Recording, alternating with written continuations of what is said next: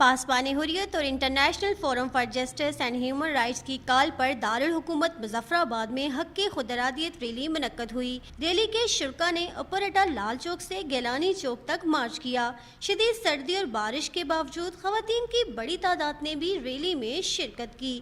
شرکاء نے کشمیریوں کے حق کی خود ارادیت کی حمایت میں اور بھارت کے خلاف شدید نعرہ بازی کی۔ اس موقع پر مقررین نے خطاب کرتے ہوئے کہا کہ اگست 1945 کی ریاست جموں کشمیر کی وحدت پر کشمیری کوئی سمجھوتا نہیں کریں گے۔ جموں کشمیر کے عوام کو اپنے سیاسی مستقبل کا فیصلہ کرنے کا حق دیا جائے۔ مقررین کا کہنا تھا کہ کشمیری اقوام متحدہ کی نگرانی میں استصواب رائے کا مطالبہ کرتے ہیں۔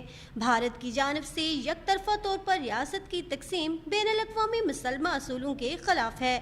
ریاست جموں کشمیر کی تمام حصوں کی عوام کے حق خود ارادیت کے وعدے کو پورا کیا جائے۔ انہوں نے کہا کہ اقوام متحدہ مقبوضہ کشمیر میں ہونے والی انسانی حقوق کی سنگین خلاف ورزیوں کا بھی نوٹس لے۔ فائزہ گیلانی، کنٹری نیوز، مظفر آباد، آزاد کشمیر۔